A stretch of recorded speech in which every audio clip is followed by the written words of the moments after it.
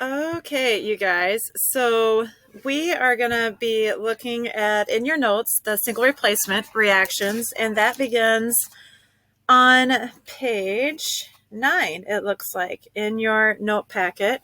So turn to page 9, and let's begin by just looking at a definition for single replacement. And so when we look at single replacement, and it could also be called single displacement, that is going to be whenever an element replaces an ion in a compound so that a new compound and new element is formed. Okay, so element replaces a compound, new element is formed.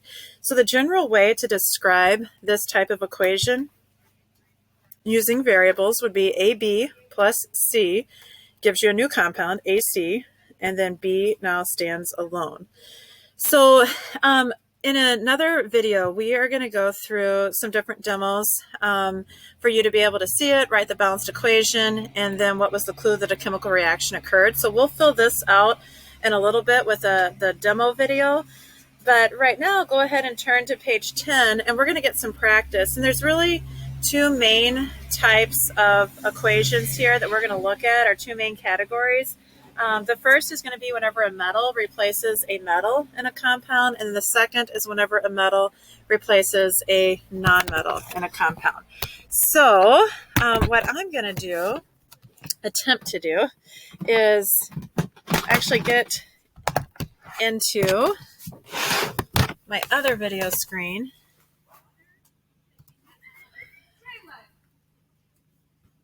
And we're going to work through some problems. Let's see how this shows up. Okay. I think we're going to have to brighten this for sure. There we go. We're getting there.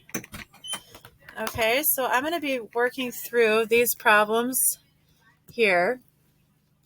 And the first one that I'm going to do is, I'm just following along with what you see in your notes, potassium plus copper sulfate. And I know it's not in parentheses in your notes, but I'm going to go ahead and do that. Just again, to continue to get our brain on looking at what that poly is. Oh, it looks like it actually is in parentheses there.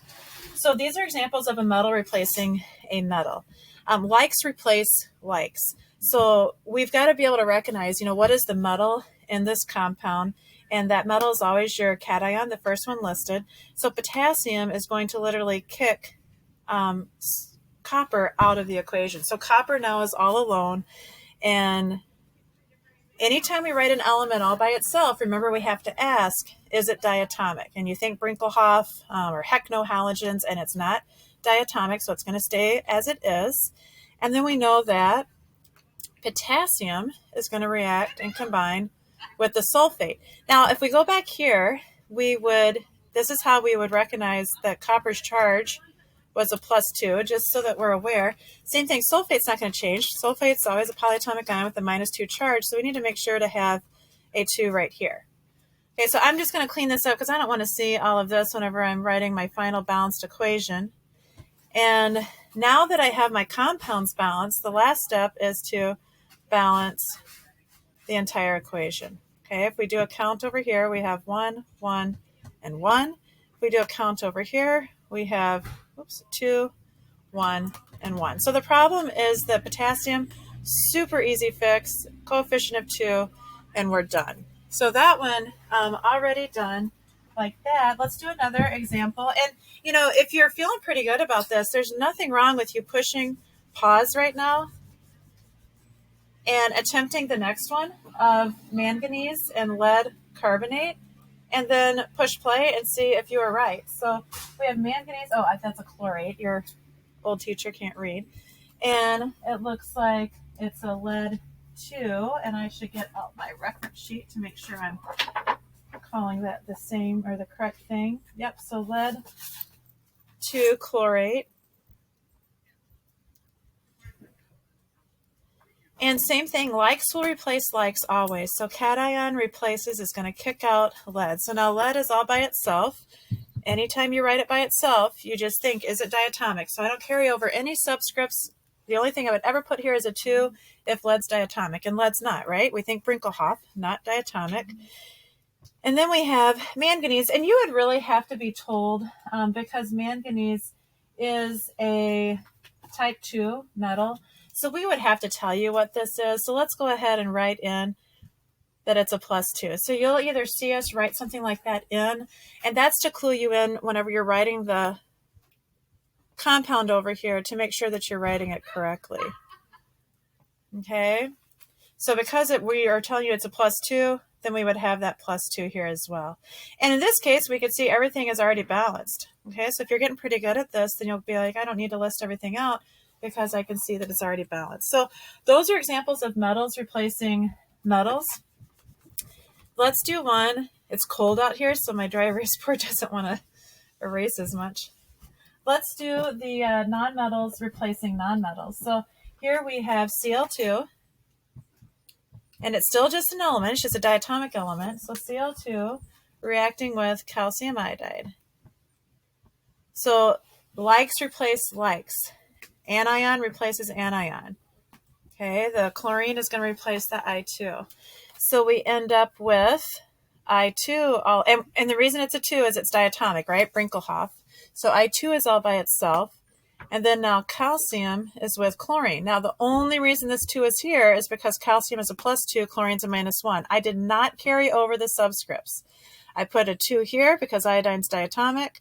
I put a 2 here because calcium's a +2. Okay, and again, we can go back and see that these are already balanced, so we don't need to do much with balancing the equation. Okay, just check that it is.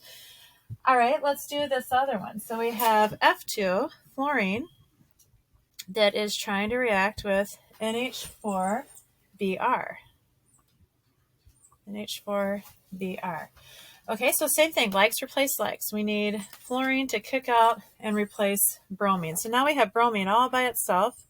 Brinkelhoff, heck no halogens, however you're remembering, and that's diatomic, so I have to put a 2 there. And now NH4 is going to combine with fluorine, +1, -1, 1-to-1 ratio. All right, so we've got some balancing issues here, so let's go ahead and do a count. And we can write things out as the ions that they are. Over here we have 2 and 1 and 1, and then over on the right-hand side we have 1 fluorine, 1 ammonia, and 2 bromines. So if we want to fix our fluorines first, we could put a 2 right here, and in doing that it changes this to a 2 and this to a 2. Then we need to come over here and fix our ammonia and our bromine, which makes everything work wonderfully. Okay, so this is what we're wanting you to get a practice for with recognizing the patterns. If you were to look in your packet, your practice packet, what we are wanting you to do is, let me go ahead and pull this up.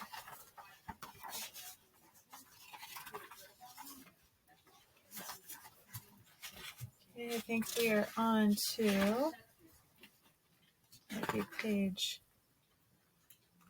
oops. There we go. So page 15 of your packet, I'll zoom in just a little bit if I can. Oh, I don't think this, oh, I have to do it this way, that's right. Hold on, you guys. So we want you to do all of this page. So this would be 1 through 10. Okay. And then we want you to go on to page 16, but we would like you to stop at number 16. So we do not want you today to go into this part of the packet. We're going to teach you on Monday how to use what's called the activities series for single replacement reactions, because the truth is not all single replacement reactions happen. You're going to be doing a lab tomorrow that lets you see, just because I introduce a standalone metal to some type of metallic or ionic compound does not mean that the metal is going to be strong enough to replace the ion in that solution. So we're going to be looking at an activity series that will help us understand if the reaction will either happen or not. Remember how we began the beginning of this unit? We said just because we can write it does not mean the reaction happens. So yeah, I can write it, I can balance it all day, but that does not mean that the reaction is actually going to happen. So the activity series is a predicting tool to determine if that reaction will truly occur or not. So go ahead and get your homework done up through this page. The answers, as you know, are already posted for you to be checking. If you have any questions, get a hold of us. Hope everything is going well, and we can't wait to hear from you again. You guys take care.